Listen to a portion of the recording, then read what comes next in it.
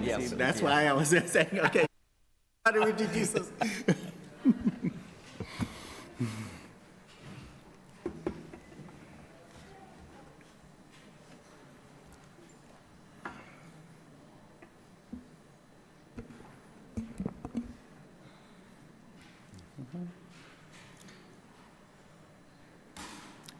So, Eh bien, bonjour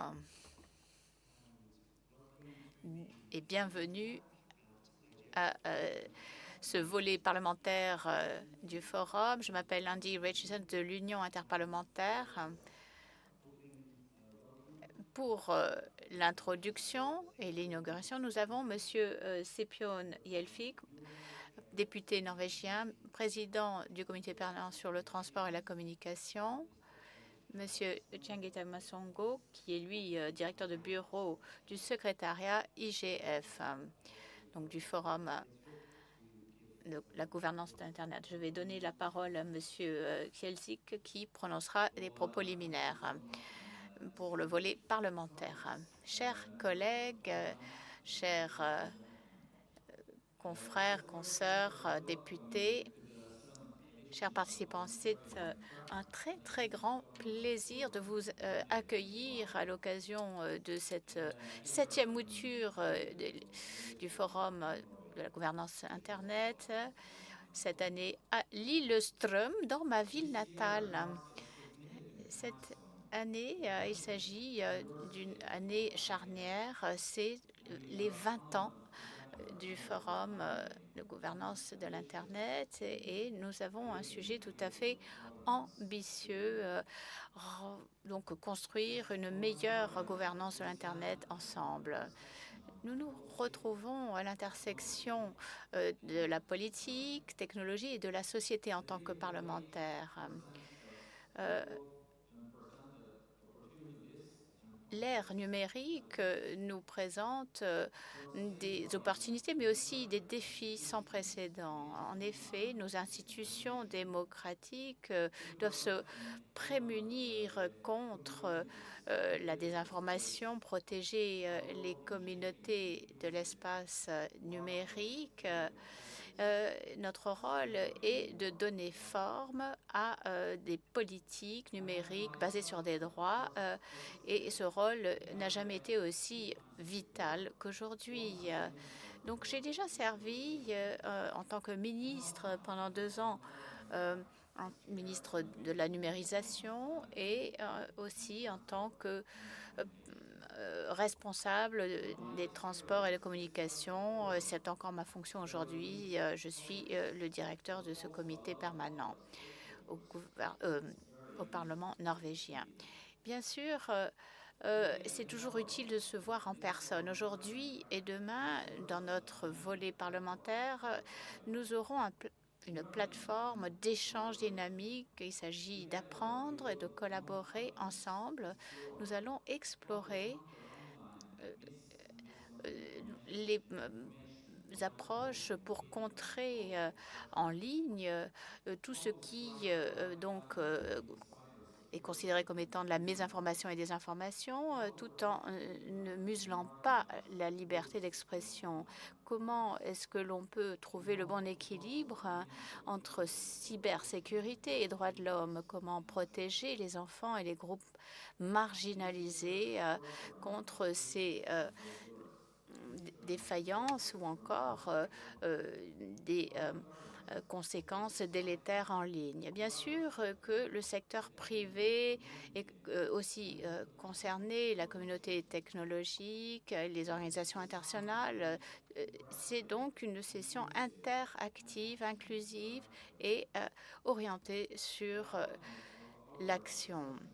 Le résultat de nos débats viendra alimenter le document de conclusion qui informera les parlements du monde entier et contribuera au travail et au legs général du forum sur la gouvernance Internet en général.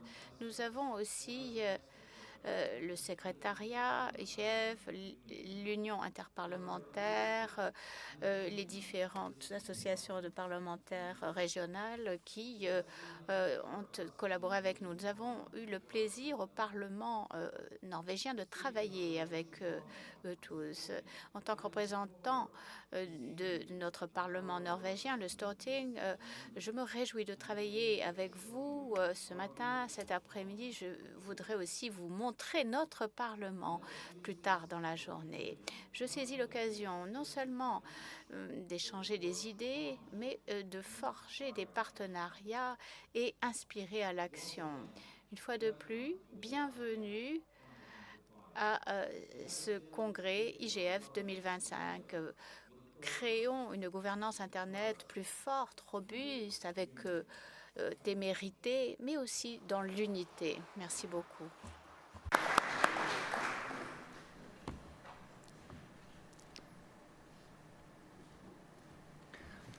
Mr. Masango, please go ahead. Monsieur Masango, Excellences, chers membres du Parlement, chers collègues, chers amis, c'est un très grand plaisir de vous saluer à l'occasion de ce volet parlementaire du congrès IGF 2025 à Lillestrøm. Je souhaite remercier d'abord l'Union interparlementaire pour la très belle collaboration ces 6 dernières années, le Parlement norvégien qui est très dévoué et qui a concocté un programme extrêmement intéressant, et vous aussi, parlementaires présents physiquement et ceux qui sont en ligne. Et ceci donc montre bien que vous vous êtes engagés pour réaliser cet avenir auquel nous aspirons. C'est la 6e mouture de ce volet parlementaire. Chaque année, donc, nous avons des échanges encore plus poussés et plus diversifiés sur des sujets interparlementaires. Notamment, nous accueillons de nouveaux députés qui viennent de tous les continents et de pays tels que la Lituanie, le Népal, les États-Unis, Zimbabwe, Monténégro, Espagne et Uruguay, par exemple. Vos voix apportent une énergie renouvelée et de nouvelles perspectives à notre dialogue. Nous sommes très, très heureux de vous accueillir en notre sein aujourd'hui. La liberté d'expression, c'est une valeur extrêmement profondément enracinée en Norvège. C'est aussi une clé de voûte de la société. Bien sûr, la liberté d'expression, c'est aussi quelque chose qui laisse son empreinte sur la gouvernance de l'Internet. Vous, en tant que parlementaire, vous êtes en mesure d'influencer les politiques et les lois afin d'atteindre un bon équilibre, un équilibre ténu entre la sécurité, la sûreté et bien sûr la sauvegarde des droits humains fondamentaux. Et bien sûr, il faut combler le fossé entre l'action nationale et le dialogue global. Nous avons donc vu qu'il y a énormément de parlementaires des 5 continents, Amérique latine, Afrique, Asie-Pacifique, bien sûr, et Europe. Et c'est essentiel, donc, d'avoir ce type de leadership qui assoit les principes qui sont si importants à notre vie. Bien sûr, nous voulons ensemble bâtir le progrès, nous voulons assurer la gouvernance numérique et produire un document IGF 2025 avec le volet parlementaire. Je me réjouis de nos échanges, à créer aussi de nouveaux partenariats et discuter de conclusions concrètes ici et maintenant. Merci. Thank you very much. And Merci à vous. Au nom de l'Union interparlementaire, son président et son secrétaire général, je voudrais vous saluer en tant que parlementaire de votre pays. Je remercie le Parlement norvégien, le secrétariat de l'IGF, avec qui nous avons travaillé en étroite intelligence. Monsieur Mesongo l'a dit, c'est la 16e mouture du volet parlementaire de l'IGF. À chaque fois, l'intégration s'approfondit donc entre ce qui se passe dans les hémicycles et la communauté pluripartie prenante de l'IGF, ce qui montre bien que les questions qui relèvent des politiques numériques sont importantes et on plante le cadre législatif. Beaucoup d'initiatives sont lancées à partir des parlements. Ça souligne l'importance de l'Internet, des données et le monde émergent de l'intelligence artificielle avec beaucoup d'atouts en puissance, mais aussi de menaces en puissance, donc aux processus électoraux, à la vie publique. Et notre rôle, c'est de maîtriser ces risques d'une part et d'autre part de vraiment recueillir les bénéfices des nouvelles technologies numériques. Et bien sûr, depuis 2024, novembre, nous avons adopté une résolution à l'Union interparlementaire sur l'impact de l'intelligence artificielle sur l'état de droit et l'intelligence artificielle basée sur les droits.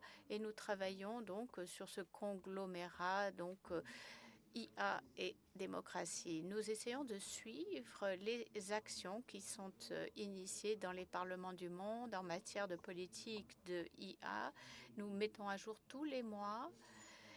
Il y a un rapport sur 37 parlements qui entreprennent des mesures et des politiques. Ils introduisent des projets de loi, ils mènent des enquêtes parlementaires, produisent des rapports ou autres mesures, et je suis sûre qu'il y en a beaucoup d'autres. Nous allons écouter très attentivement à ce que vous allez dire pour apprendre ce que vous faites dans vos hémicycles, dans vos parlements.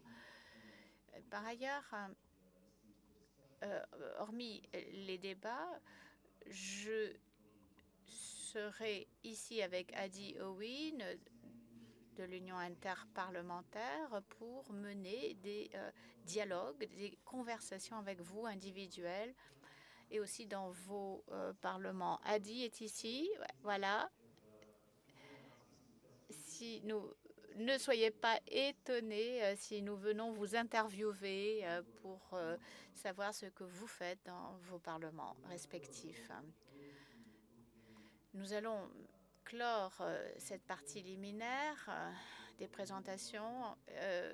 Vous êtes vraiment les bienvenus. Nous avons des interprètes en salle, anglais, français, espagnol. Si vous voulez écouter la traduction, vous pouvez bien sûr vous exprimer dans votre langue préférée, le français, l'espagnol ou l'anglais. Nous avons donc ici 3 sessions. Cet après-midi, nous passerons à la salle plénière, mais vous aurez toutes les consignes à ce sujet un peu plus tard. Donc, bienvenue. J'invite le modérateur ainsi que les membres du panel de la première session intitulée déception numérique, l'impact sociétal de la mésinformation et désinformation en ligne. J'invite les participants à monter sur le podium.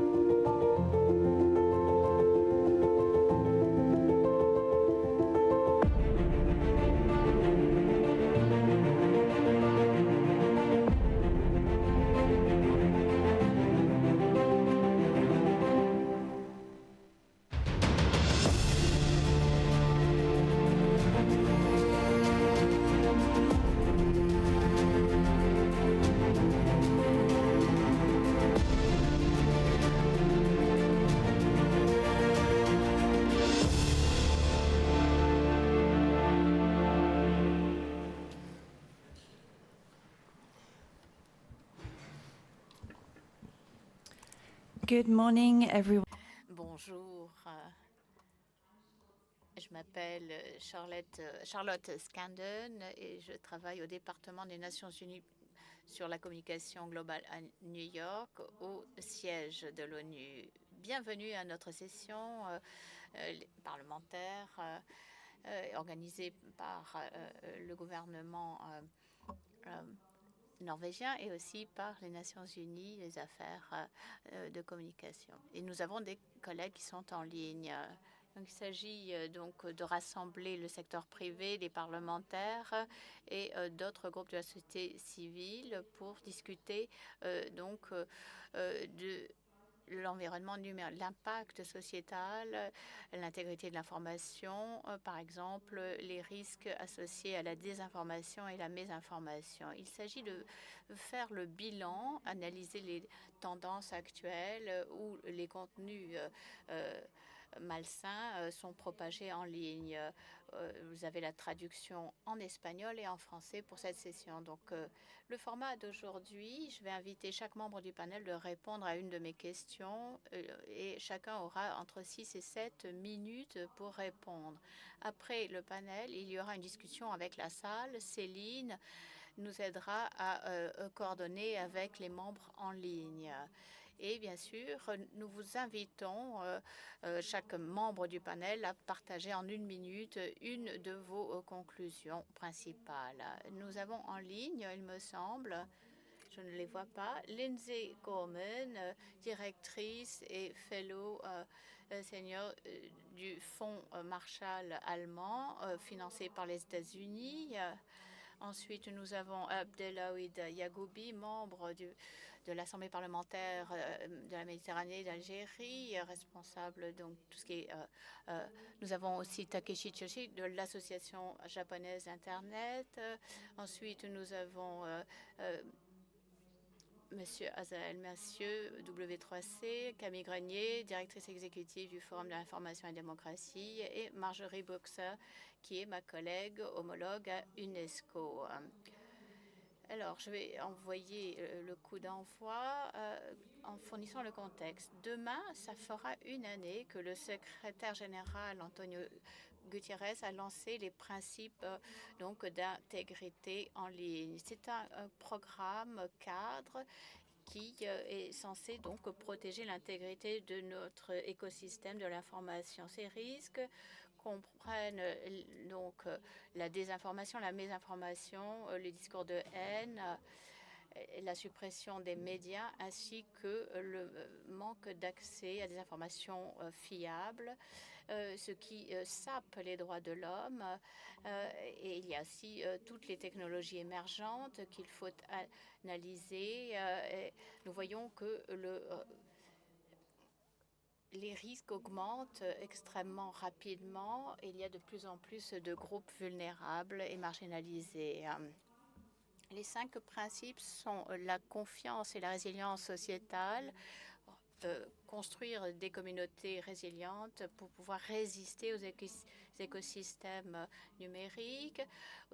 Ensuite, donc, lancer des initiatives pour avoir donc des incitations saines, développer des modèles commerciaux innovants, travailler avec les publicitaires et exiger de la transparence dans les contenus. Bien sûr, il y a aussi besoin de travailler avec les médias, des médias qui soient pluralistes, libres et indépendants, où l'on puisse donc entendre des voix médiatiques multiples et dignes de confiance. Et bien sûr, ces principes de transparence sont tout à fait liés à l'ouverture. Et nous avons donc ces principes qui sont accompagnés de recommandations et qui demandent des actions pluriparties prenantes. L'année dernière, donc depuis son lancement, nous avons reçu une réaction tout à fait encourageante mettre en œuvre les principes, que ce soit les gouvernements, les médias, les universitaires ou la société civile ou le secteur privé, les communautés locales, le Brésil, les Nations Unies et UNESCO, ainsi que des acteurs de la société civile, donc, ont beaucoup fait. Vous allez pouvoir discuter avec un panel très diversifié pour discuter donc en amont de la COP 30. Et c'est demain après-midi que l'on aura un panel sur la question. Nous avons aussi le compact numérique et tous les États membres ont donné leur accord en septembre à ce compact numérique global. Action 35E, notamment, se concentre sur le renforcement de l'intégrité de l'information. Évaluer donc comment est-ce que les objectifs ODD n'empêchent pas la mésinformation et la désinformation. Et bien sûr, il faut voir quel est l'impact de ces nouvelles technologies d'intelligence artificielle. Première question à Lindy Gorman. Je ne la vois pas, mais je pense qu'elle est en ligne. Lynn, c'est comment est-ce que les technologies émergentes et l'environnement de l'information, quel est en fait l'impact de ces technologies sur l'intégrité de l'information? Il faut donc donner des conseils pour les parlementaires pour que l'on ait des technologies qui protègent et prémunissent les droits fondamentaux ainsi que la démocratie. Bonjour, j'espère que vous me voyez. Je vois que je suis affichée sur l'écran. Merci beaucoup. Merci beaucoup de m'avoir invitée et c'est un grand plaisir d'être parmi vous de manière virtuelle. Et merci beaucoup aussi pour votre question. Merci pour cette liste.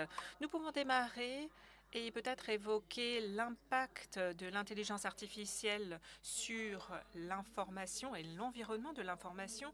Ce n'est pas une nouveauté, mais l'intelligence artificielle chamboule le paysage de l'information. Parfois, on ne s'en rend pas forcément compte, mais cela joue un rôle essentiel.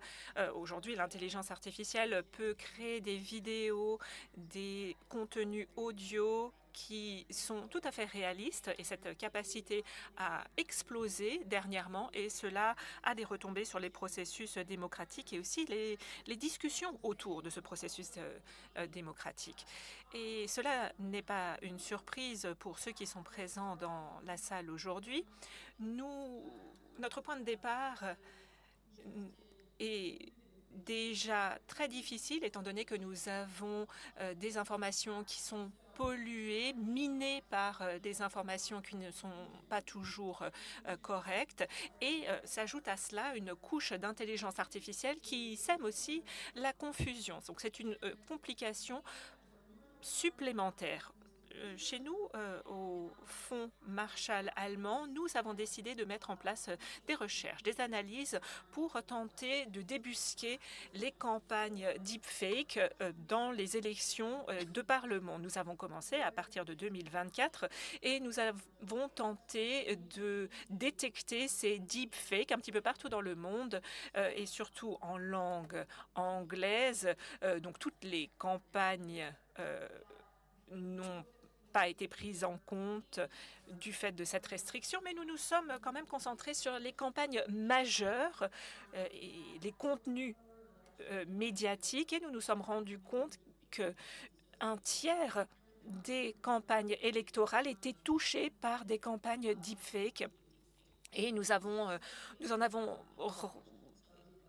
recueilli environ 133 et donc cela remet en question et sape les élections. Des campagnes ont été menées contre certains candidats avec des audios falsifiés, de déclarations, de remise en question de la validité des élections. Un candidat aurait dit aussi qu'il souhaitait faire augmenter le prix de la bière pendant une campagne électorale. Donc vraiment, il y a toute une gamme. Et il y a aussi eu des cas en Argentine où les candidats ont utilisé l'intelligence artificielle pour créer leur poster, leur bannière électorale. Donc ça, c'était une manière un petit peu différente d'utiliser l'intelligence artificielle, mais ce recours est omniprésent. Ce n'est plus de la science-fiction, c'est quelque chose qui existe un petit peu partout dans le monde aujourd'hui. Et la vitesse à laquelle nous en sommes arrivés là,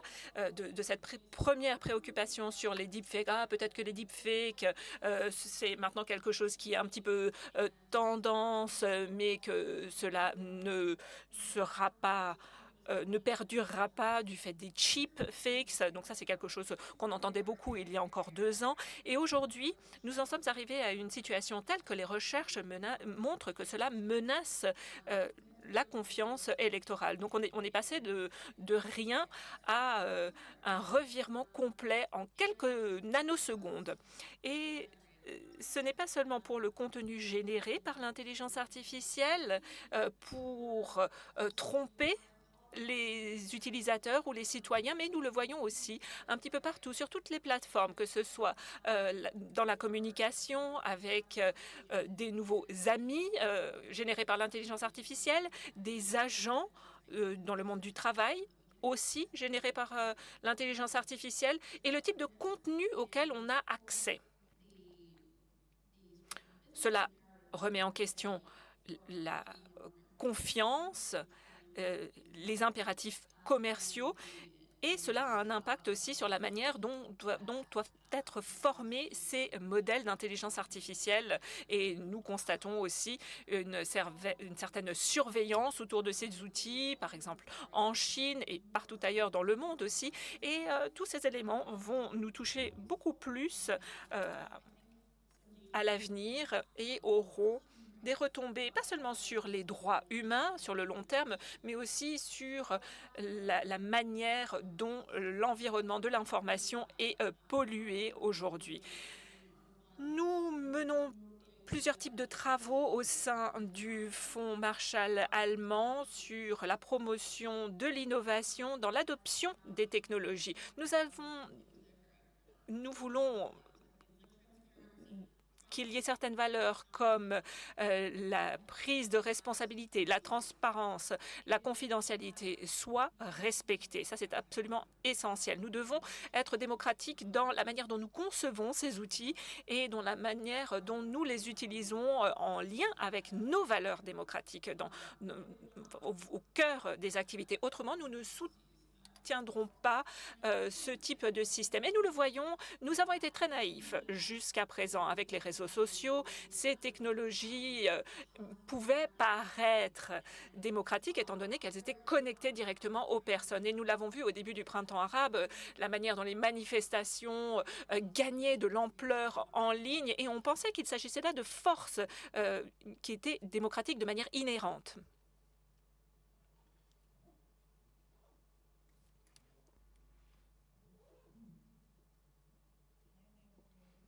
Alors malheureusement, il y a une coupure. J'espère que nous arriverons à rétablir la communication. Je m'adresse aux collègues. Céline, que faire? Est-ce que nous patientons?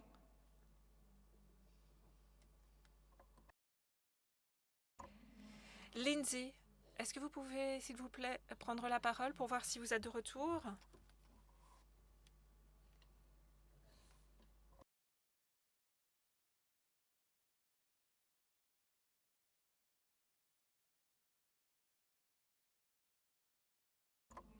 Bien. Dans ce cas, je suggère que nous passions à l'intervenant suivant. C'était très intéressant ce que nous disait Lindsay. Et avant de parler des solutions, je crois que il me semble que le prompteur continue à suivre la présentation. Bon, apparemment, le prompteur entend Lindsay, mais c'est là l'une des utilisations dont nous parlait Lindsay. C'est un petit peu perturbant, je dois dire. Je ne sais pas si elle parle, mais quelqu'un semble l'entendre et retranscrire ses propos. C'est étrange. Elle communique avec nous d'une manière détournée, pour ainsi dire.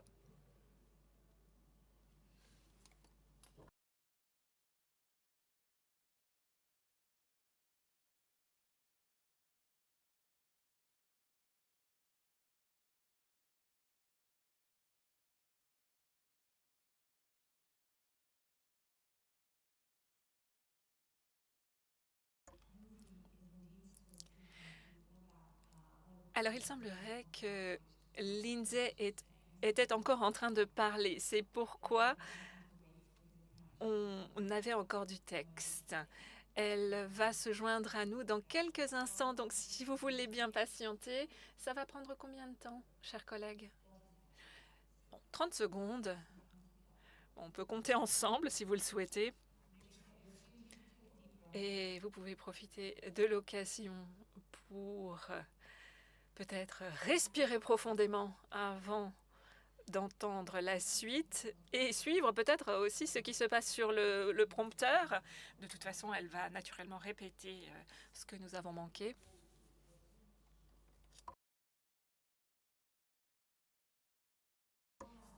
Nous allons patienter encore quelques instants. Vous aurez la possibilité de poser des questions par la suite. Ce n'est pas une pause. Ce n'est pas une pause. 30 secondes, c'est vraiment juste le temps de prendre une grande inspiration. Si ça devait durer plus longtemps, nous continuerons avec les autres intervenants.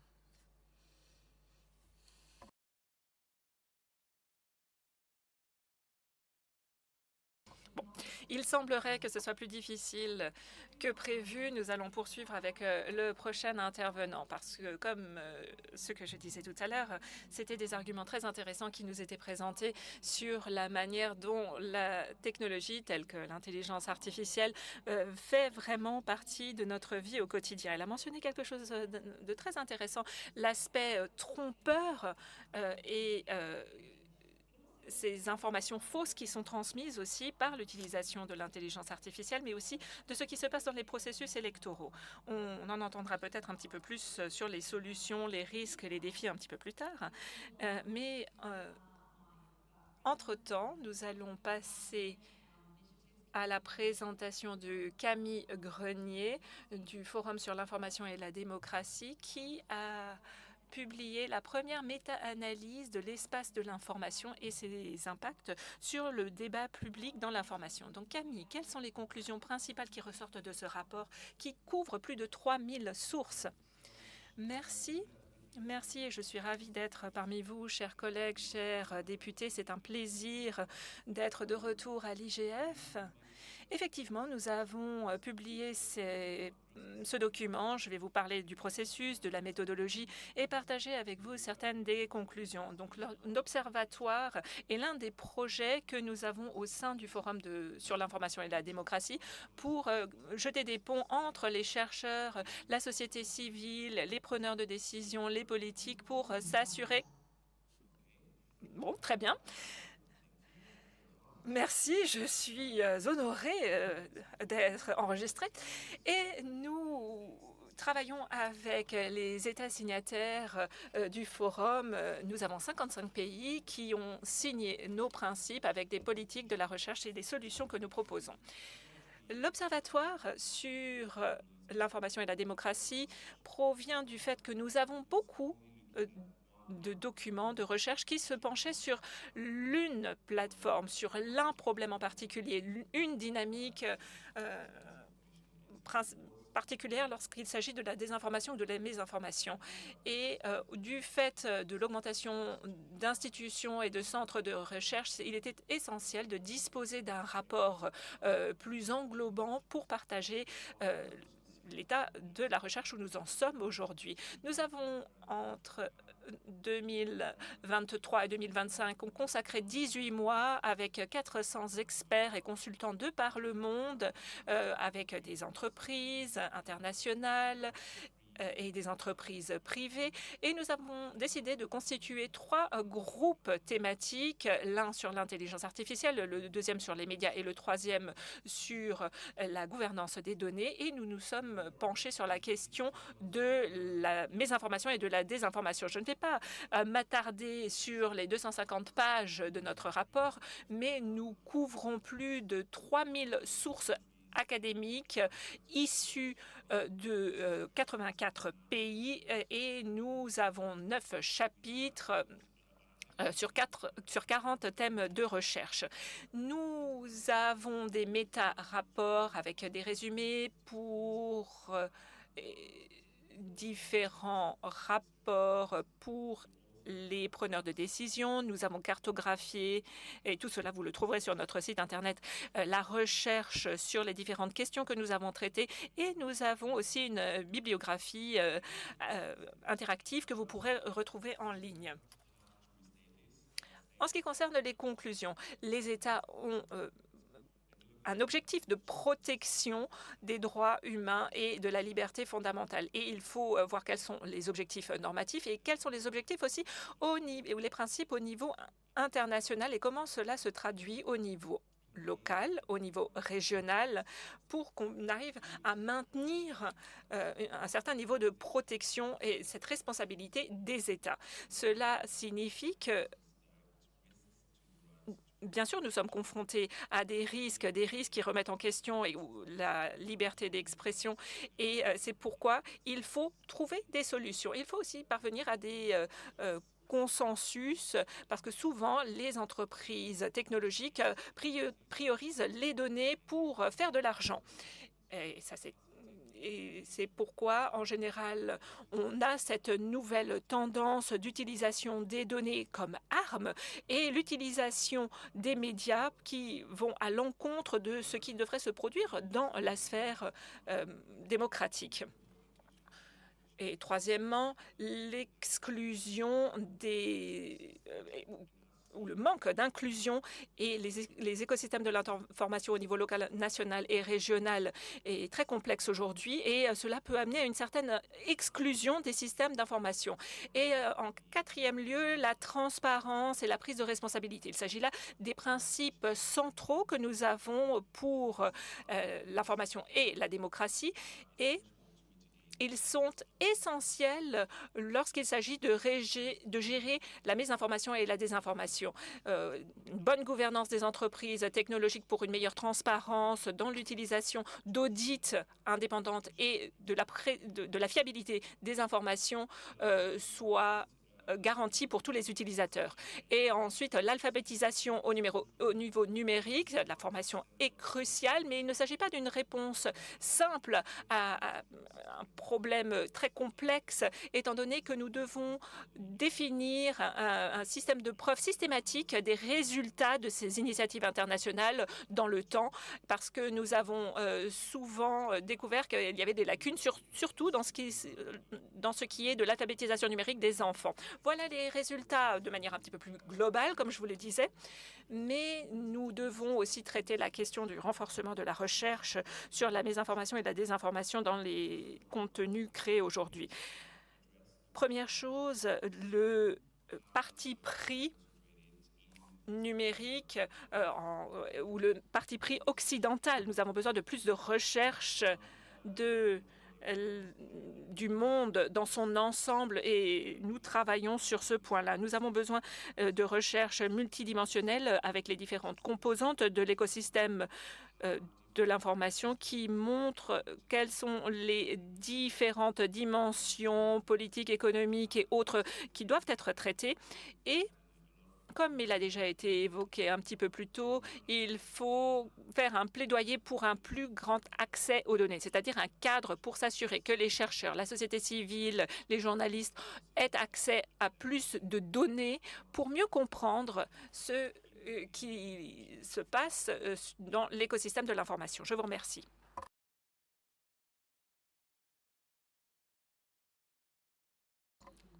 Merci beaucoup pour cette contribution, Camille. Tu as insisté sur plusieurs points, c'est-à-dire la big tech et la manière dont ils utilisent la désinformation comme une arme, l'importance de la transparence et de la responsabilité, je crois que nous sommes tous d'accord là-dessus, de l'alphabétisation numérique aussi, c'est un point clé, ainsi que le renforcement de la recherche au-delà de la culture occidentale, souvent anglophone. Effectivement, nous en avons parlé dans le pacte. Cela faisait partie des principes mondiaux et de sortir de cette bulle et d'essayer de mieux comprendre ce qui se passe dans le monde entier, dans les écosystèmes de l'information. Si vous n'avez pas encore consulté ce rapport, je vous invite à le faire, étant donné qu'il s'agit d'un document très intéressant et d'une contribution excellente dans l'espace de l'intégrité. Lindsay, je crois que vous êtes de retour. Est-ce que vous m'entendez? Oui, nous vous entendons. C'est parfait. Désolée de vous avoir perdu un petit peu plus tôt. Bien que nous écoutions avec beaucoup d'attention ce que vous nous disiez, le script se déroulait même sur nos écrans encore. Vous nous parliez des solutions aux risques que vous avez définis. Est-ce que vous pouvez, s'il vous plaît, finir votre présentation? Merci. Et j'introduirai dans la boîte de discussion certains des commentaires et le nom du rapport que nous avons publié le mois dernier sur les technologies et leur rôle dans la démocratie. Notre thèse, c'est qu'il est nécessaire d'avoir ces valeurs qui soient incluses dès le départ dans les technologies.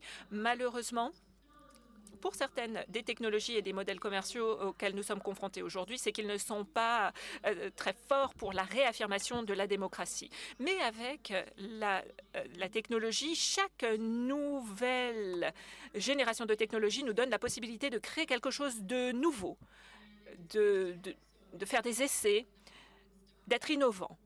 Ce n'est pas quelque chose de statique. Nous n'allons pas être coincés dans une routine technologique pendant 10, 20 ou 50 ans. Nous avons la possibilité d'innover et peut-être d'être impliqués aussi dans le prochain développement technologique et de créer une nouvelle génération de technologies qui pourra se viraliser et qui pourra soutenir de manière plus forte la démocratie. Cela ne veut pas dire que les réglementations ne jouent pas un rôle, que la politique, la gouvernance ne doivent pas endosser le rôle qui leur revient pour soutenir nos valeurs, notre sécurité, et que l'innovation doit aussi jouer un rôle dans ce secteur. C'est dans ce sens-là que va notre rapport. Nous avons mis sur pied 2 projets pilotes pour les technologies qui soient plus respectueuses de la démocratie. Nous avons organisé un hackathon, c'est-à-dire une équipe d'entrepreneurs, de personnes qui faisaient du code, des personnes qui étaient très douées dans le secteur de la technologie, des universitaires, des militants de la société civile qui se sont réunis pour ce hackathon. Ça s'est déroulé à Mexico et nous avons décidé de créer une communauté de pas seulement entrepreneurs, mais aussi de personnes qui soient des bailleurs de fonds, des organes politiques qui soient en mesure de nous aider, pas seulement dans le cadre de ce hackathon, mais un petit peu plus loin pour contribuer à ces différentes mesures. Au cours du mois dernier, j'ai eu la possibilité de me rendre à Leipzig, à Sprint, qui est une nouvelle agence, et j'ai été membre du jury pour un concours qui était censé lutter pour la détection des deepfakes, de la désinformation et de la mésinformation. Et c'est très intéressant ce qui se passe aujourd'hui. Bien sûr, toutes les solutions qui sont proposées aujourd'hui ne constituent pas une panacée, mais en tout cas, ça pourra être des acteurs sur lesquels on pourra s'appuyer à l'avenir. Nous avons besoin, du côté politique, d'avoir de la part des bailleurs de fonds, des organisations de philanthropie, des investisseurs, des investissements qui soient injectés dans ces technologies. Nous avons besoin d'enveloppes pour les chercheurs, de bourses pour les entrepreneurs pour pouvoir développer ces technologies. Je crois qu'il y a vraiment un cheminement qui doit être entrepris pour aller dans le sens de technologies qui soient plus respectueuses de la démocratie et qui puissent nous aider, qui puissent être dans l'intérêt du plus grand public.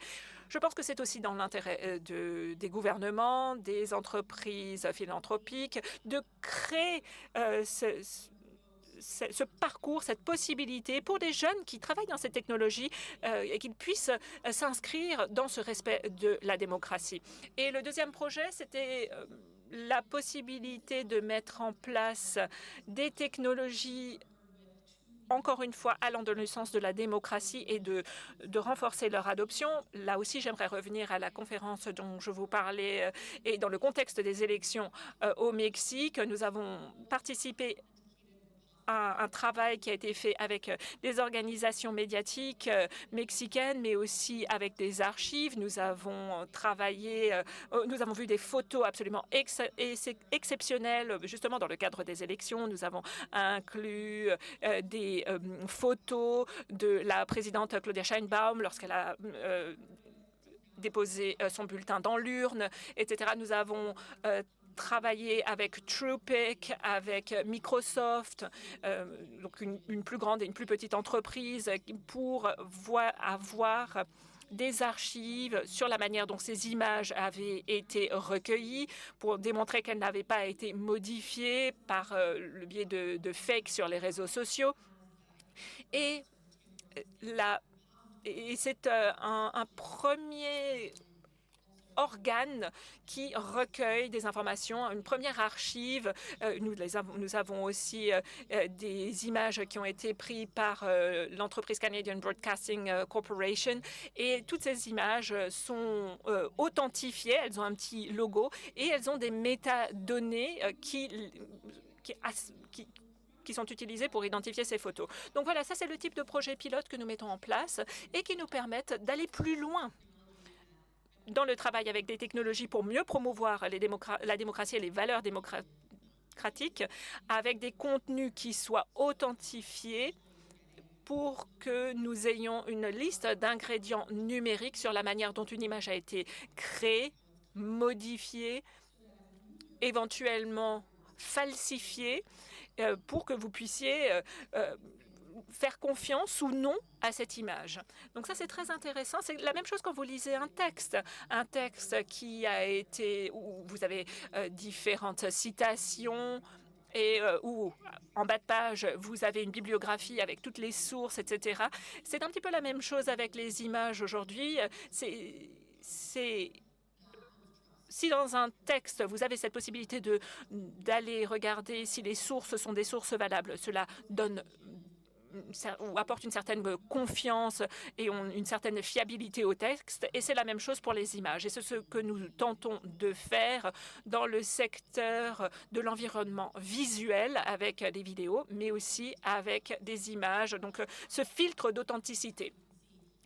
Je vais introduire, comme je le disais, dans la boîte de discussion, les références de ce rapport, mais c'est ce que nous faisons justement sur l'adoption de nouveaux outils. Et pour les recommandations que nous faisons dans l'adoption et dans l'innovation, nous recommandons que les plateformes en ligne incorporent déjà des outils qui insiste sur les aspects existants de la démocratie dans toute la conception de produits, de nouveaux produits.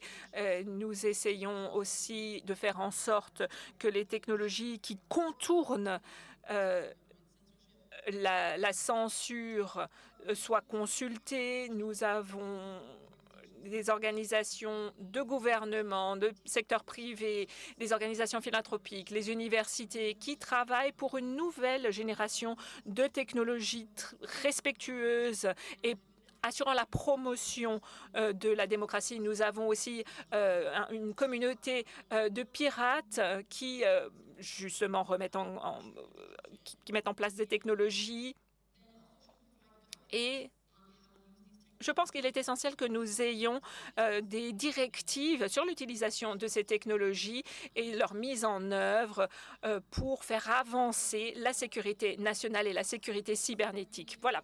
Donc, je crois que pour chaque nouvelle génération, il y a de nouvelles chances à saisir et je crois qu'il y a beaucoup d'appétence autour de ces mouvements pour les technologies plus authentiques, pour créer un espace, des incitatifs pour des populations plus jeunes qui rentrent dans le secteur de la technologie pour en faire une carrière, un parcours professionnel et pour créer des technologies qui assurent le soutien de valeurs que nous souhaiterions voir dans notre environnement actuel. Merci beaucoup de m'avoir écouté et puis je suis impatiente d'écouter les prochains intervenants. Thank you so much, Lindsay. Merci beaucoup, Lindsay. Je suis vraiment enchantée que tu aies pu revenir en ligne.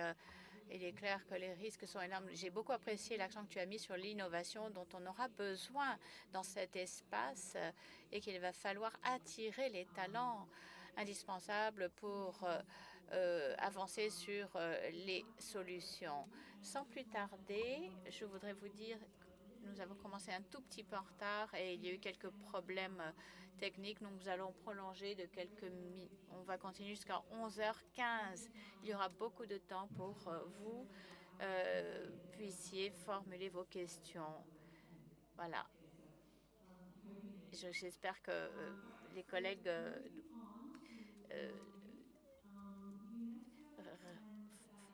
Marjorie Buxer, qui travaille à l'UNESCO, elle est consultante, elle a fait de l'investigation journalistique. Bon, quels sont les impacts que vous constatez dans cet espace sur la liberté d'expression, sur la presse, l'accès à l'information? Quel est le rôle d'UNESCO pour réagir à cette situation? Merci.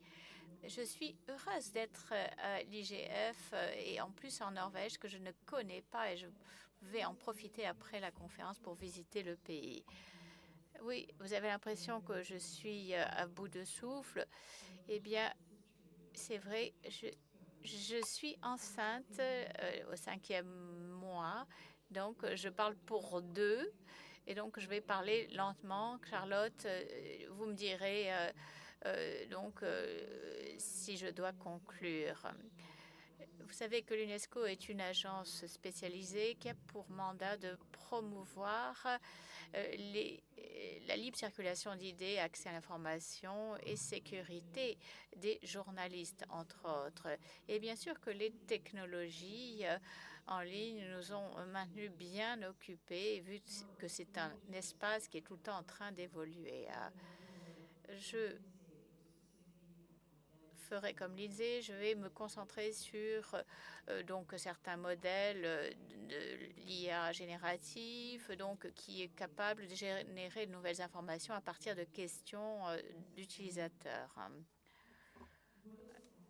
Alors, ce qui me paraît important de comprendre dans cet espace, c'est que vous pouvez avoir beaucoup de gros titres sur l'IA générative. C'est une technologie qui n'en est qu'à ses premiers balbutiements. Donc, il faut comprendre quel est son impact et de façon à pouvoir bien gérer. Il y a deux grands de notions que je dois mentionner. D'abord, c'est vrai que c'est en train d'évoluer mensuellement. Donc, une évolution très rapide qui génère des incertitudes par rapport à sa maîtrise.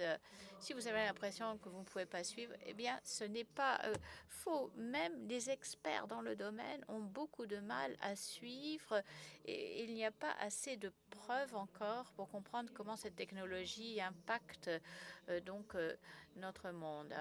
Cette technologie, nous essayons de comprendre comment elle a un impact sur l'intégrité de l'information. Si vous lisez le dernier rapport produit par le groupe d'experts de haut niveau sur l'intelligence artificielle, eh bien 80% de ces experts conviennent, quelle que soit leur toile de fond et leur région, pensent que voilà, l'intégrité de l'information est à risque d'être endommagée avec l'utilisation renforcée de ces modèles avancés d'intelligence artificielle. Donc, il y a quelques recommandations que l'UNESCO a formulées dans ce rapport sur l'intelligence artificielle générative.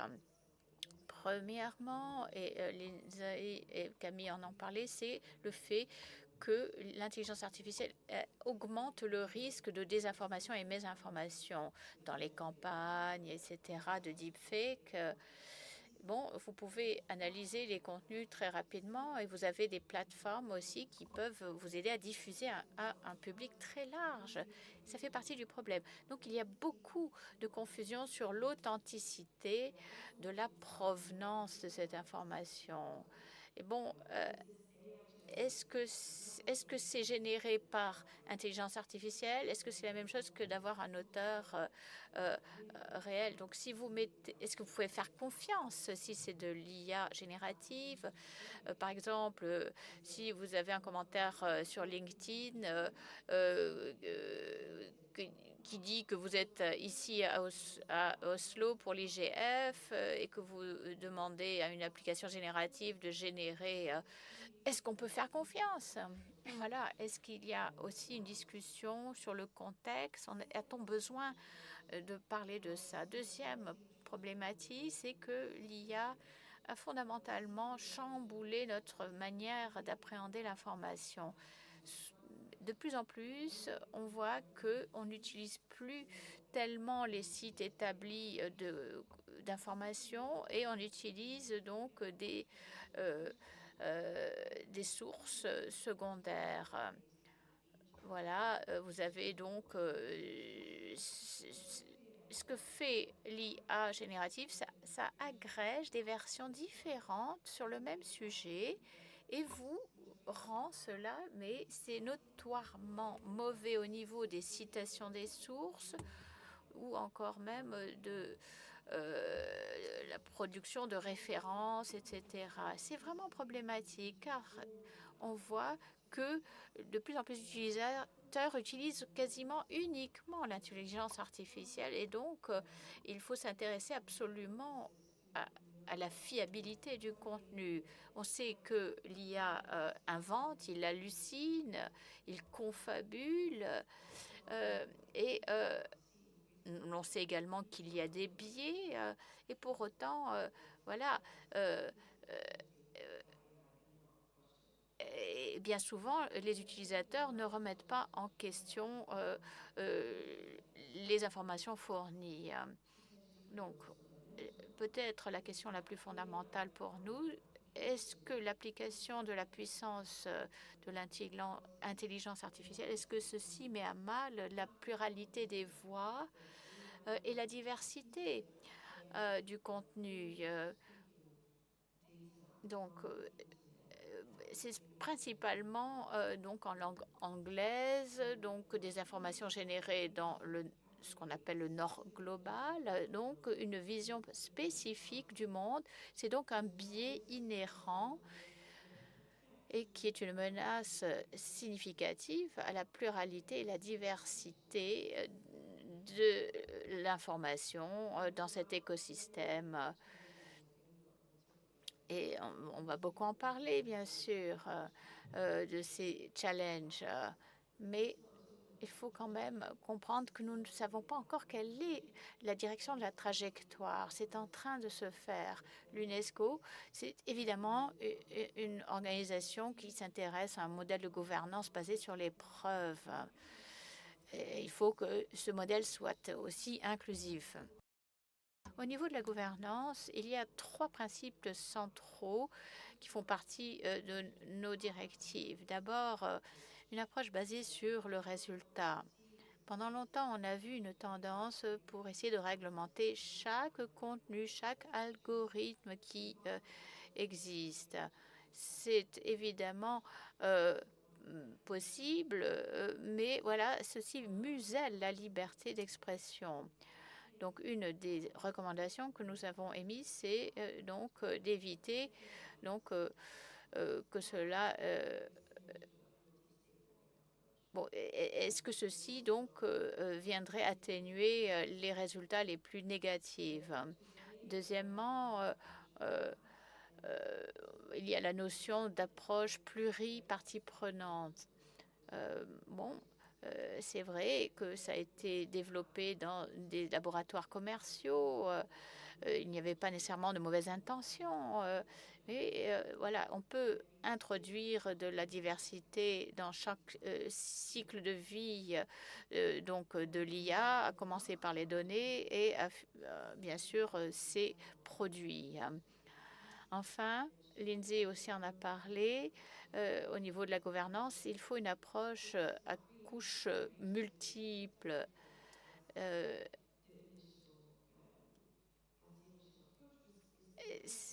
Évidemment que c'est important d'avoir un cadre réglementaire et statutaire, mais bon, il faut qu'on passe de la co-régulation à l'engagement conjoint, ce qui produirait des résultats plus positifs. Ce serait moins rigide, mais quand même très technique. Ça, c'est au niveau des principes. Je voudrais finir par des recommandations pour l'IA générative. D'abord, l'importance de renforcer la transparence.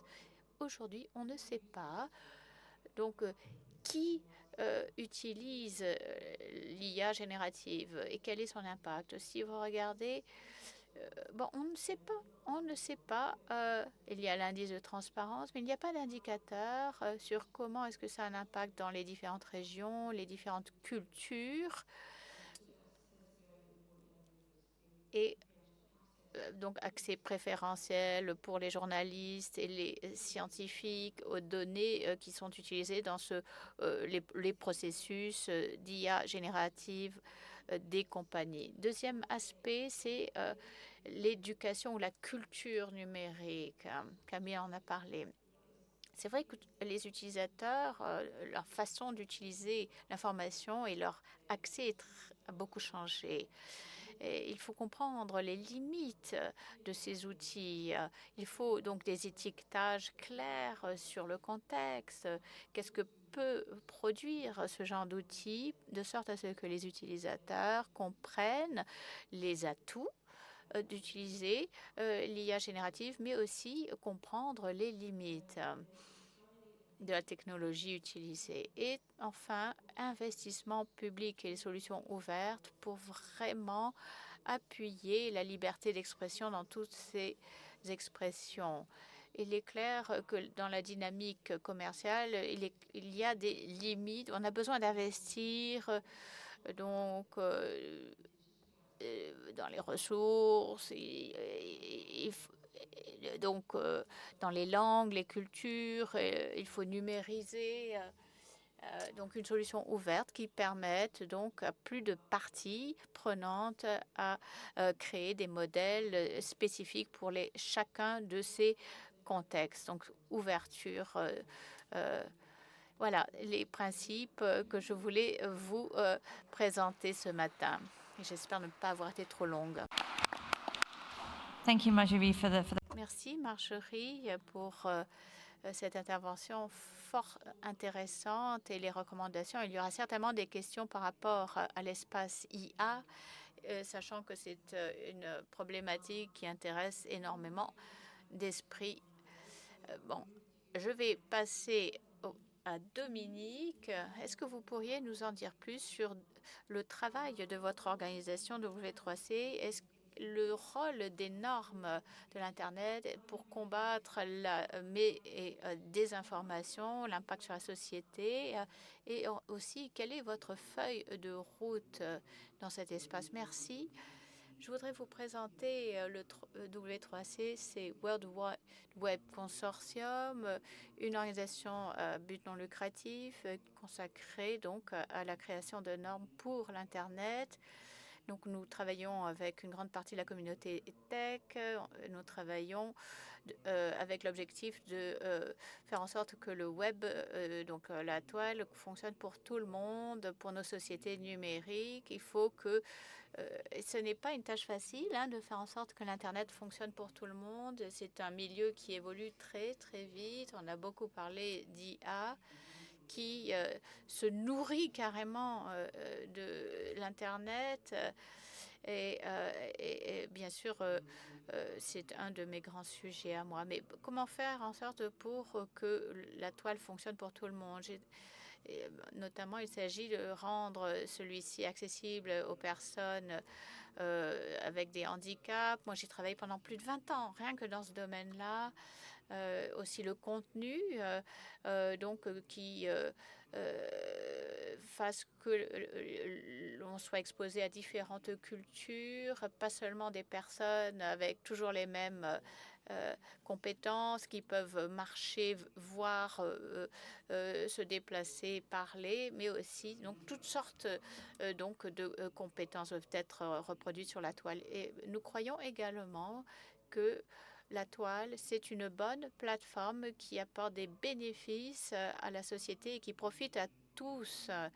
Et la mésinformation, ça endommage directement les sociétés. C'est-à-dire, au lieu d'avoir la toile qui travaille pour tout le monde, ça commence à œuvrer contre les gens. Et c'est évidemment ce que nous ne voulons pas voir.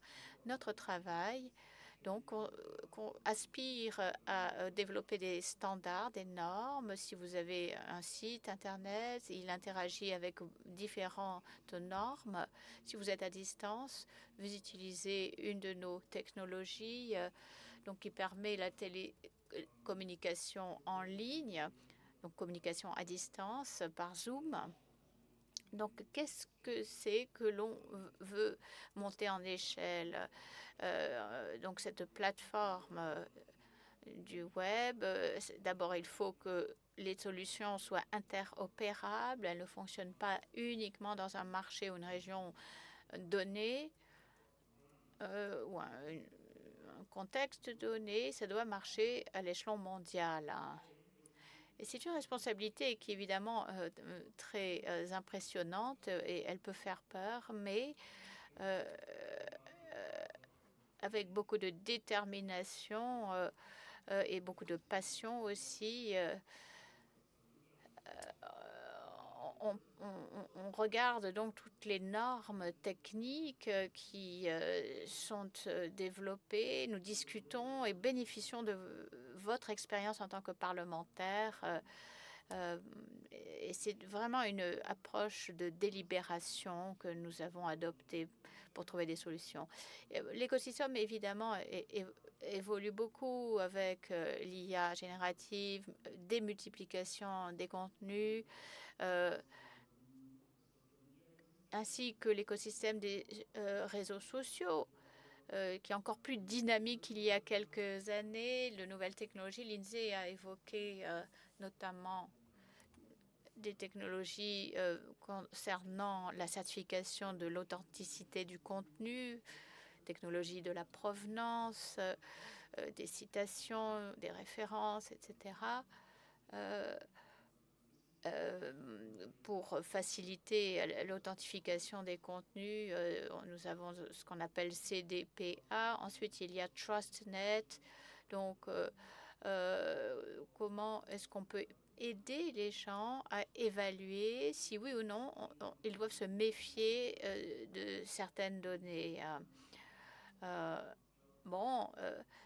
C'est vrai qu'il y a des existent depuis longtemps et depuis des milliers, voire millions d'années pour comprendre donc le monde, l'appréhender. Donc, la mécanique des contenus. Donc, c'est pas parce qu'on connaît la théorie derrière la théorie quantique, par exemple, qu'on arrive à bien maîtriser. Donc, cette approche de TrustNet, c'est constituer de la confiance par le truchement des relations entre les gens. Et c'est comme ça que les humains se constituent leur connaissance. Au Japon, il y a une autre technologie qui s'appelle Original Profile, profil original, qui permet de constituer donc une certaine confiance dans les systèmes sociaux, donc les réseaux sociaux notamment. Donc on essaye de passer en revue les risques des technologies. On veut se battre contre la mésinformation, mais on ne veut pas non plus être les censeurs, qui est le côté sombre de la même pièce. On ne peut pas priver l'écosystème d'une grande diversité d'opinions et de perspectives. Donc voilà, avec ces technologies, on essaie de systématiquement développer des technologies et de faire monter en échelle. Donc, comprendre quel moteur de recherche serait utilisé pour un utilisateur et pour avoir donc un impact sur sa perception de l'information fournie par l'écosystème dans lequel il évolue. Bon, la délibération, c'est on ne sait pas encore d'ailleurs où va terminer ce travail. La norme que nous développons finalement ne fait sens que si c'est adopté. Ce sont des normes volontaires. Ce n'est pas contraignant. C'est adopté uniquement si les incitations existent pour que les gens du même écosystème l'adoptent, cette norme. Et bien sûr, il faut assurer à ce que des personnes de cet écosystème ou ces écosystèmes participent à l'élaboration, au travail normatif. On a des éditeurs de contenu, des représentants d'ONG, des institutions publiques, etc. Mais en fin de course, l'on arrive à des normes techniques qui ne seront adoptées que si les incitations propices existent sur le marché. Et c'est là où je vois le besoin critique d'une plus grande coopération entre les régulateurs, les législateurs, y compris bien sûr les parlements du monde entier, pour qu'au fur et à mesure qu'on développe vos politiques et ces nouvelles démarches pour lutter contre la mésinformation et désinformation, il faut que nous communiquions pour que ce que nous faisons côté technique et normatif correspond à ce que vous faites vous. Et donc, il y a au moins un grand message que je voudrais faire passer, c'est qu'il y a beaucoup de réflexions à l'intérieur de la communauté des techniciens sur ces questions. Et au fur et à mesure qu'on développe les programmes politiques, il faut que vous nous parliez à nous aussi et contribuer à notre travail aussi pour vous assurer qu'au fur et à mesure que ce que nous faisons, vous et nous, se complètent. Et ça, c'est fort probablement la recette de la réussite de nos efforts dans cet espace très complexe et à multiples facettes. Thank you so much for outlining some. Merci beaucoup d'avoir présenté des exemples de solutions concrètes. Effectivement, il faut absolument trouver des solutions globales à des problématiques globales. Tout ceci pour étayer la confiance en cet écosystème numérique. Vous avez parlé d'incitation, ce que j'estime être absolument important. Il est clair qu'il faut que ce soit une participation plurielle. Il y a encore Takeshi Toshiaki, merci d'être venu. Donc, nous avons redoublé d'efforts pour assurer l'intégrité des informations et contrer les tentatives de désinformation. Comment voyez-vous donc la situation au Japon par rapport à l'intégrité? Merci de votre invitation. Je me sens très honorée d'être avec vous ce matin. la désinformation et les contre-mesures, eh bien, je dirais que parmi les contre-mesures, la transparence est la plus importante.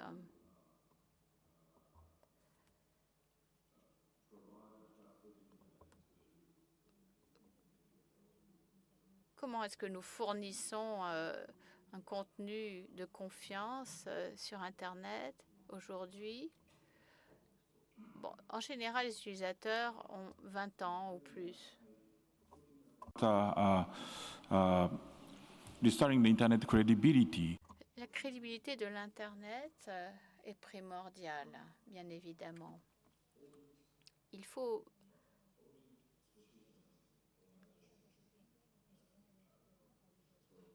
faire des audits des associations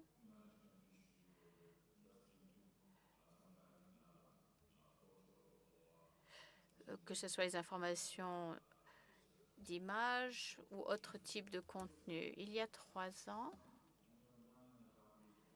non, je me corrige, il y a 1 an et demi, il y a eu un séisme très important dans le nord du Japon, dans la région de Noto. Quelqu'un avait reçu un appel d'urgence et quelqu'un a voulu se rendre sur place, mais il n'y avait personne. Bref, Many or long efforts, but we have to have some. nous avons compris combien il était important de pouvoir mesurer la confiance. Les utilisateurs vulnérables eh bien pour eux, ce n'est pas facile.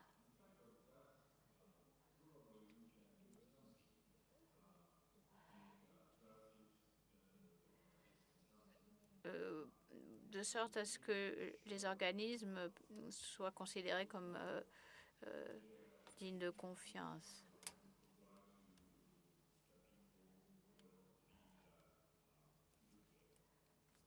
I think that it's a very, very hard way. Et bien sûr, si on se déplace physiquement pour voir, se rendre compte que les représentants d'organisations sont dignes de confiance, ça prend du temps, mais c'est efficace.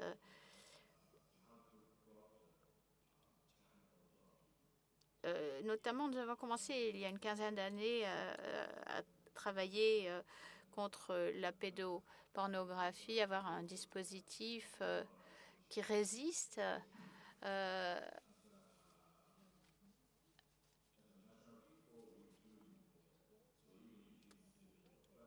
évidemment, même si c'est quelque chose de parfaitement interdit et qui foule aux pieds les droits des enfants, et que c'est illégal et ça continue. Nous avons des programmes pour parents. Il est possible de bloquer certains sites.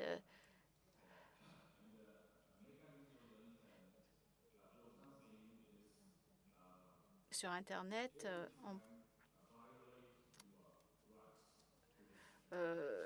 on peut bloquer des sites, mais en même temps, ça peut violer donc les droits à la télécommunication, si l'interprète a bien compris. Au Japon, on peut vraiment soutenir que la télécommunication permet vraiment d'asseoir la démocratie. Et c'est pour ça qu'il est parfaitement important d'assurer que tous les prestataires de services Internet soient fiables. Highlighting that Merci beaucoup de nous avoir parlé de cette initiative au niveau national. Nous allons écouter Abdulwahab Yacoubi qui va parler en français. Donc, je vous pose la question en tant que parlementaire de l'Assemblée parlementaire pour la Méditerranée. Que peuvent faire les parlementaires donc dans le contexte d'abus d'IA et d'autres technologies? Merci beaucoup, Charlotte, Excellence, chers collègues, mesdames, messieurs. C'est un très grand plaisir d'être avec vous et de participer à ce panel qui me paraît parfaitement important. Comme il n'y a pas de traduction en arabe et que je ne suis pas très fort en anglais, je vous invite à écouter la traduction car je vais parler en français, qui est ma langue de choix après l'arabe. À ce segment parlementaire du Forum sur la gouvernance de l'Internet. Et comme vous avez vu, Charlotte m'a laissé le dernier. Donc je vais me venger et je vais vous raconter ma vie.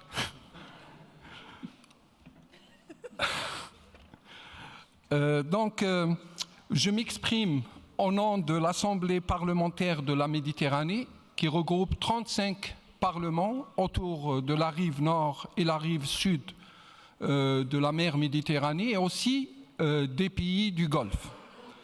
Le thème de cette session est d'une actualité brûlante, à la mesure des bouleversements que nous observons, tant au niveau régional qu'international. Aujourd'hui, la prolifération des campagnes de désinformation et mésinformation en ligne, la diffusion massive de fausses nouvelles et contenus fallacieux mine profondément nos sociétés. Elle fragilise la cohésion sociale, sape la confiance entre les citoyens, institutions publiques et acteurs économiques et alimente un climat délétère.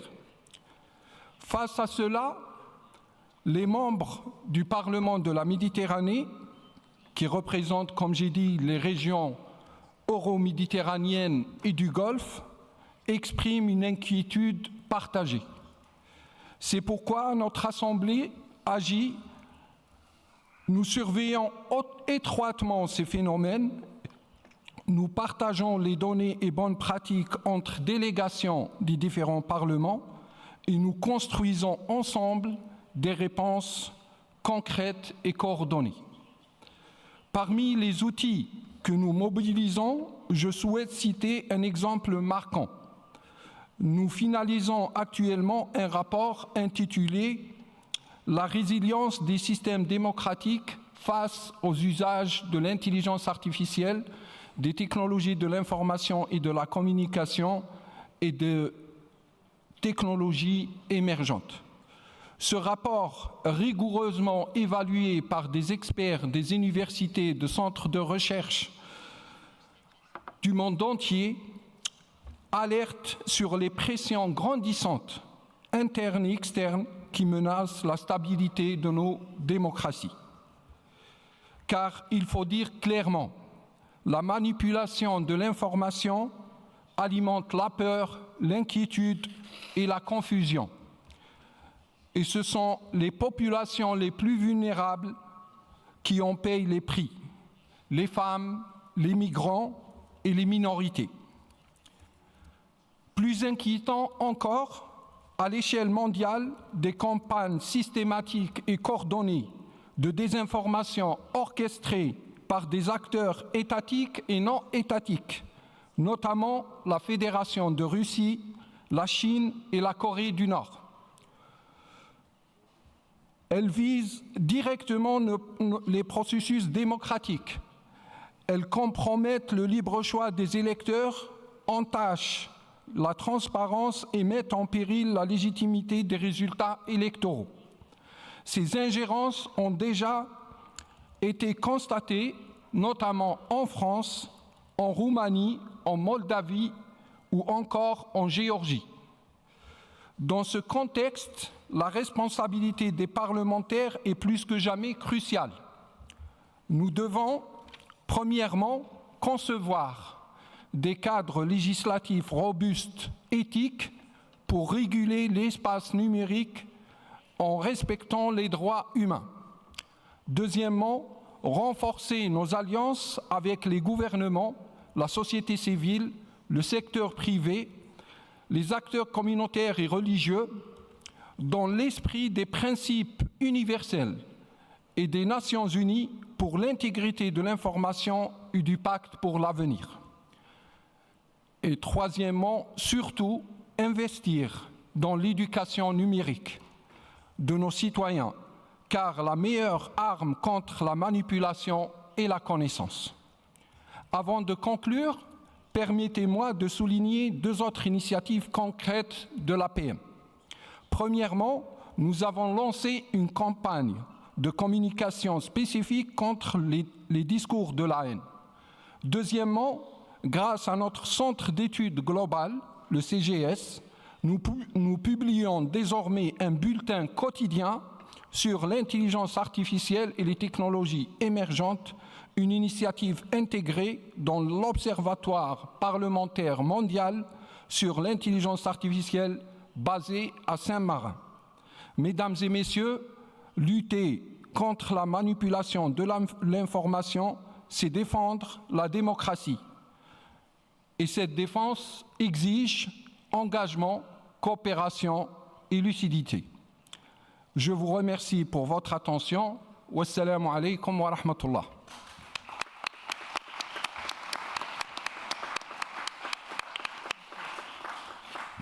Thank you so much. And Merci beaucoup. C'était très concis. Je vous remercie pour vos commentaires. Vous étiez le dernier, mais non des moindres, comme je l'ai dit tout à l'heure. Nous avons le temps maintenant pour quelques questions. Je crois qu'il y a des micro-baladeurs. Si vous souhaitez poser une question, veuillez lever la main et nous passerons les micros aux personnes qui souhaitent prendre la parole. Je vois peut-être devant, s'il vous voulez bien. Veuillez nous indiquer si votre question s'adresse à un panéliste directement. Cela pourrait nous aider pour la réponse. Le micro semble être désactivé.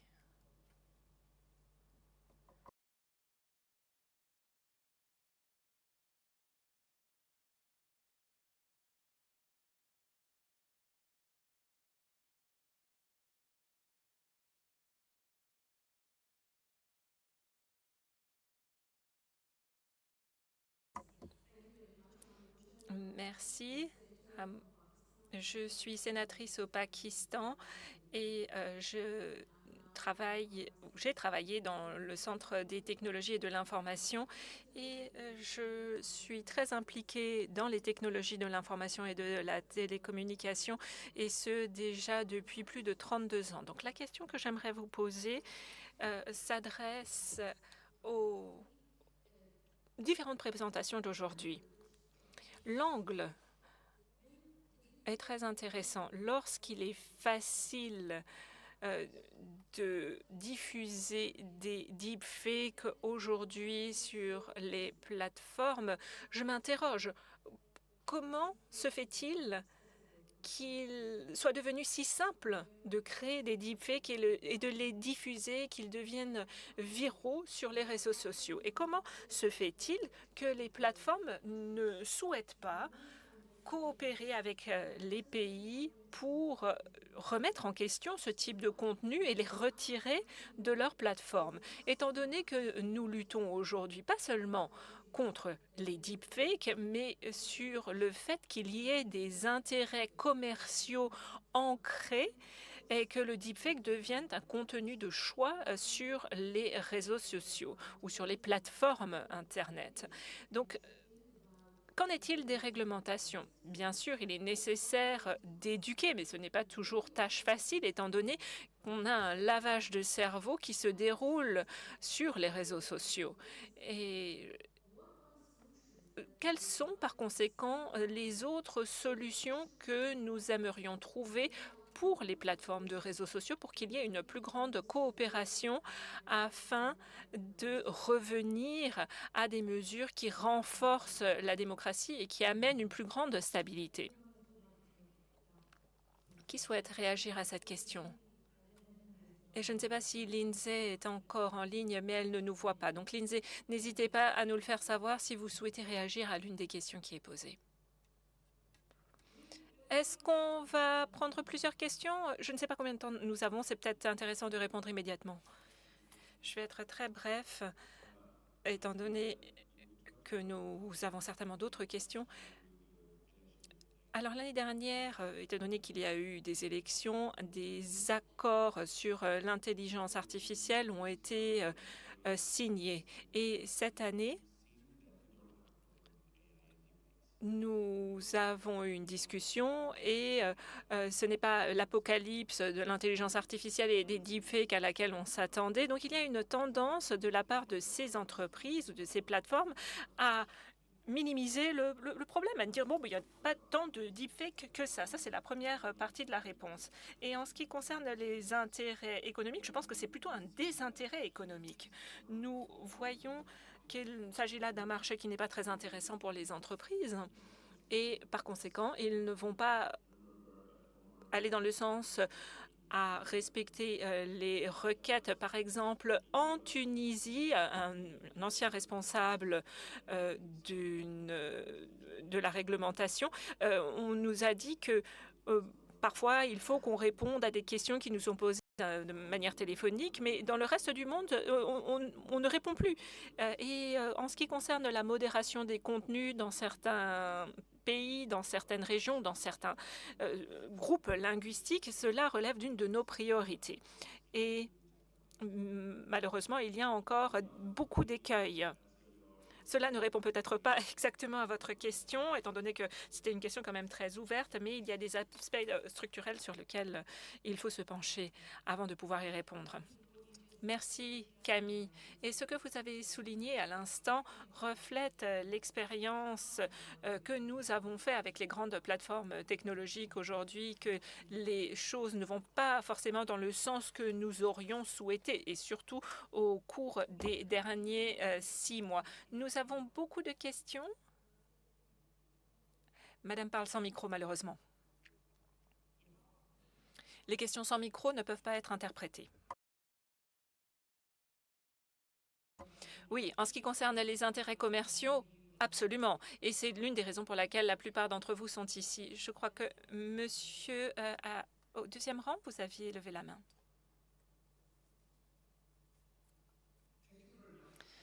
Merci. Bonjour à tous et permettez-moi de remercier tous les intervenants pour leur présentation très intéressante.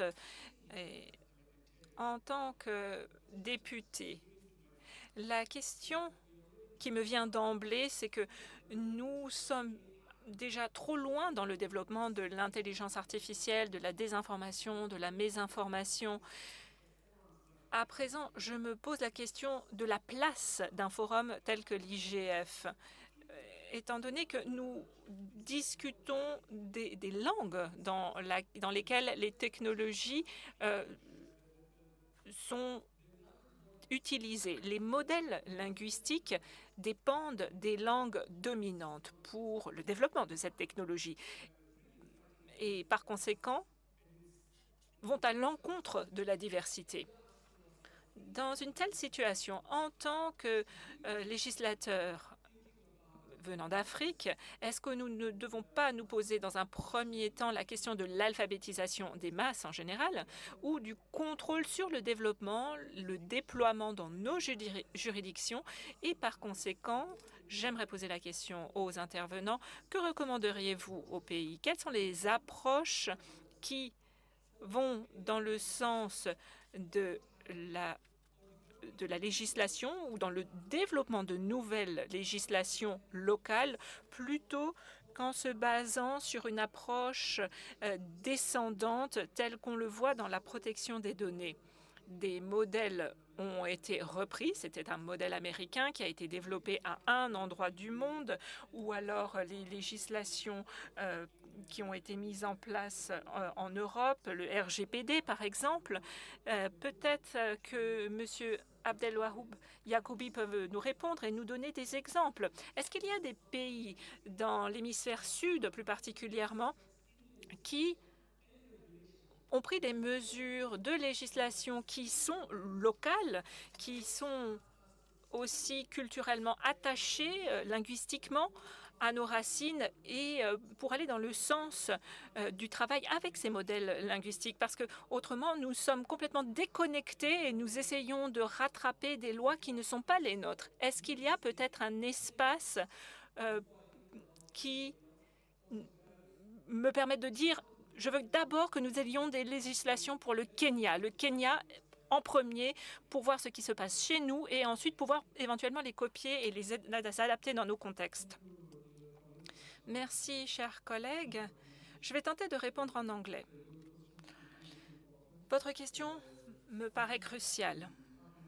En Afrique en particulier, je crois qu'il est absolument essentiel que nous nous serrions les coudes pour que nous arrivions à coopérer pour la réglementation sur l'intelligence artificielle.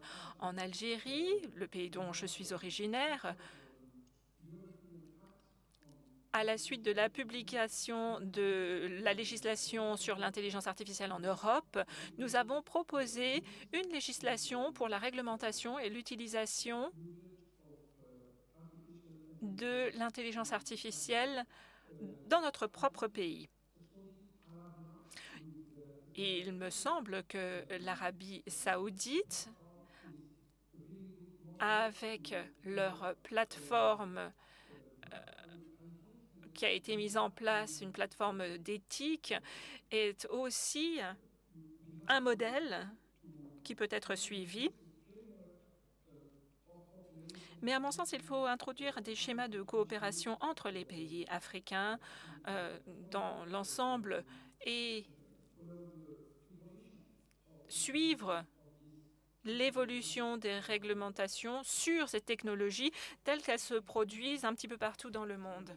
Et aussi, si vous le permettez, très rapidement, pour ce qui est des pays de l'hémisphère sud, je crois qu'il y a énormément de choses qui se font en Amérique latine. Prenez le Brésil. Ils ont une discussion sur la réglementation sur l'intelligence artificielle actuellement au Parlement. L'Uruguay a déjà entamé ce travail, la République dominicaine également. Donc, il y a beaucoup de choses qui se font sur la réglementation et sur le processus plutôt que sur les contenus actuellement. On a le temps pour une question supplémentaire et j'aimerais qu'il y ait peut-être un petit peu plus de parité. Donc, nous avons une jeune femme au fond de la salle qui lève la main. Est-ce que vous pourriez, s'il vous plaît, lui donner le micro?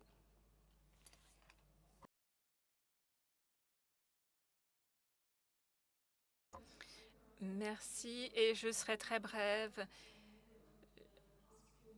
Ines Artsager, je suis membre du Parlement en Autriche. Je suis aussi très préoccupée par ces différentes questions. Nous avons au sein de l'Union européenne le DSA. Est-ce que vous pensez que ces réglementations vont trop loin, pas assez loin? Quelles sont les lacunes? Qu'est-ce qui pourrait encore être mis en place pour lutter contre la destruction et la remise en cause de la démocratie? Est-ce que vous souhaitez prendre la parole en ce qui concerne ce thème? Camille? Alors, j'ai l'impression de monopoliser le micro, mais je dirais qu'il faut agir rapidement.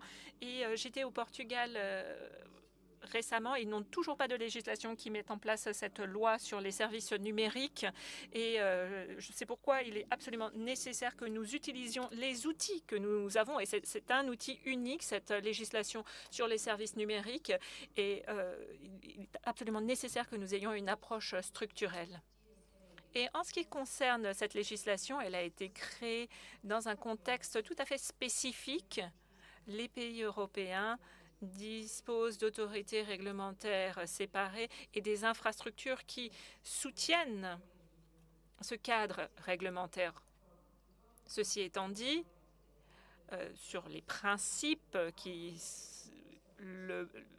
le système basé sur les résultats, c'est-à-dire se pencher sur le mécanisme et pas sur le contenu, c'est un concept très intéressant. Et dans cette législation sur les services numériques, il est intéressant de voir qui sont les acteurs qui assurent la structuration de l'espace. Et ce principe pourrait être réutilisable et pas uniquement être mis en place tel que nous en avons fait le choix dans l'espace européen. Très bien. La législation est un premier pas, nous l'avons entendu, mais nous ne pouvons pas prendre un concept et le rapatrier tel quel dans d'autres pays. Il faut bien sûr que cela s'adapte au contexte national. Je crois que nous avons déjà dépassé le temps qui nous était imparti, mais je vous laisse encore la parole, peut-être une prise de parole ou quelques mots. Effectivement, les législations sont très différentes d'un pays à l'autre et nous devons coopérer. Travailler main dans la main, c'est la meilleure manière de résoudre les problèmes. Très rapidement, de ma part aussi, pour lutter contre la désinformation, il est nécessaire aussi de disposer d'informations libres, indépendantes, fiables, c'est-à-dire s'adresser à la liberté de la presse, la liberté d'expression, la sécurité des journalistes partout dans le monde et ne pas oublier ceux qui sont vraiment en première ligne et de s'assurer qu'ils puissent faire leur travail en toute sécurité. Merci, Charlotte. À mon sens,